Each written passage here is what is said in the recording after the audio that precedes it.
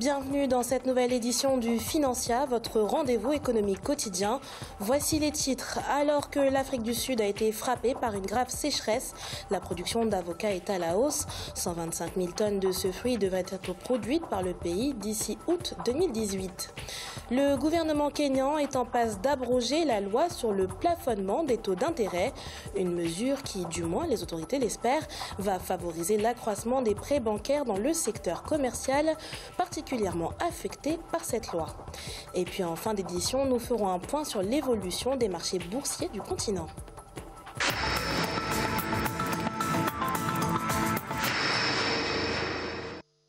Il s'agit du nouvel or vert. En Afrique du Sud, la filière avocat signe une bonne performance. La production du fruit est prévue pour atteindre 125 000 tonnes au terme de cette saison. Particulièrement prisée au niveau local et international, la culture grandissante du fruit contraste pourtant avec l'évolution du secteur agricole dans le pays, qui, frappé par une sécheresse, a diminué de 24,2%. Plus de détails avec Solène Duplessis. En Afrique du Sud, la filière avocat connaît une véritable expansion dans un secteur agricole frappé par une importante sécheresse. La production du fruit devrait atteindre 125 000 tonnes d'ici la fin de la saison, prévue en août 2018, ce qui représente une hausse de 8 000 tonnes par rapport à la production précédente. Les prix à l'exportation ont quant à eux doublé depuis 2008, passant d'une moyenne de 9,64 rand le kilogramme à 22,10 rand le kilogramme en 2017. Les prix ont augmenté de façon spectaculaire. Les pratiques agricoles ont augmenté en rendement. C'est un fruit qui est très demandé et très intéressant à produire. Une hausse de la production d'avocats qui résulte de la demande grandissante tant au niveau local qu'au niveau international. L'industrie exporte plus de la moitié de sa production annuelle vers l'Europe. L'avocat, un fruit de plus en plus rentable pour les agriculteurs et les vendeurs. De tous les fruits que je vends, les avocats génèrent plus de profit. Ils stimulent mon activité. Aujourd'hui, tous les avocats ont été achetés. Donc, je vais devoir revenir tôt demain pour approvisionner. Ma vie a vraiment changé. Je suis maintenant capable de subvenir aux besoins de ma famille et de me procurer tout ce dont j'ai besoin. L'Afrique du Sud est le 5e producteur d'avocats de l'hémisphère sud. La culture de l'avocat est pratiquée sur 17 000 hectares, principalement répartis dans les provinces de Limpopo et Mpumalanga. Les deux régions fournissent environ 90% de la récolte nationale. Adoption d'un budget fédéral record au Nigeria pour l'exercice 2018-2019, estimé à plus de 25 milliards de dollars. Il s'agit là d'un montant réévalué à la hausse de 18,42% par rapport à l'exercice budgétaire 2017-2018.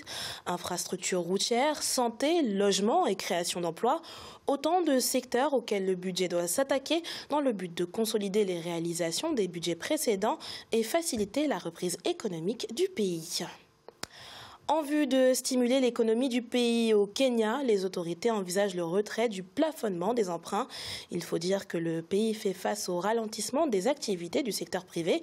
De manière concrète, le gouvernement souhaite abroger le plafond des taux d'intérêt des prêts en vigueur dans le pays depuis 2016, plafond qui depuis est sous le feu des critiques. Nathalie Mouf. Le Kenya veut renforcer son économie en encourageant les prêts bancaires en direction du secteur privé.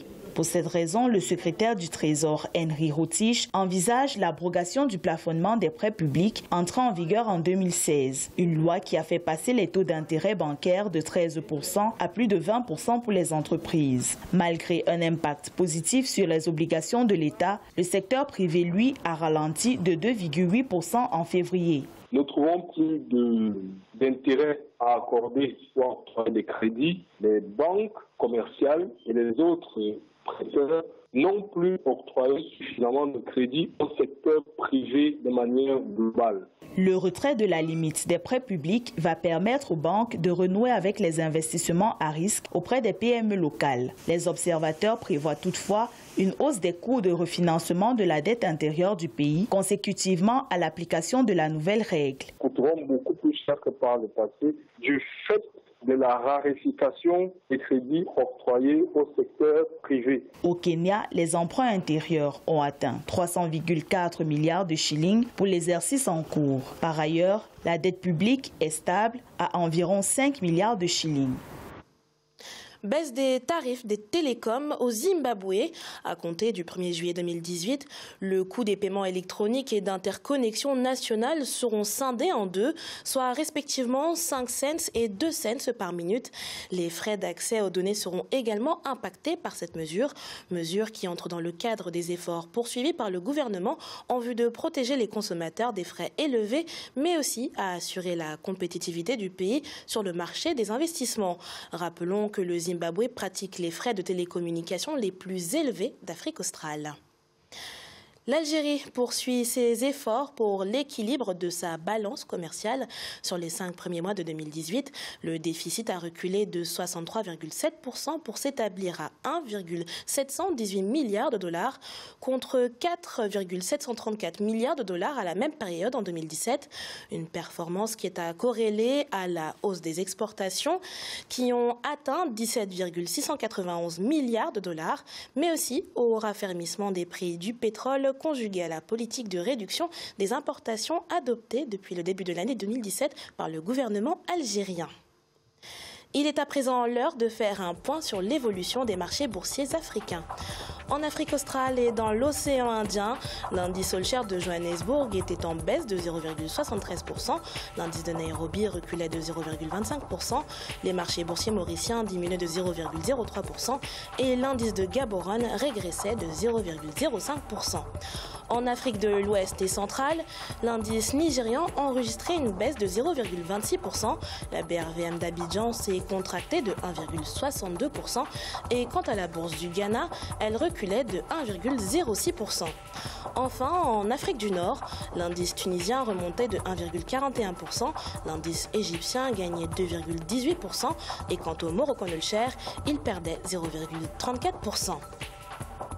C'est la fin de ce Financia. Merci de nous avoir suivis. On se retrouve bientôt pour un nouveau rendez-vous de l'économie.